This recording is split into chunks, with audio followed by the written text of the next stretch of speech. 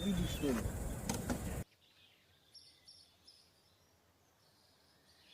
Проверять?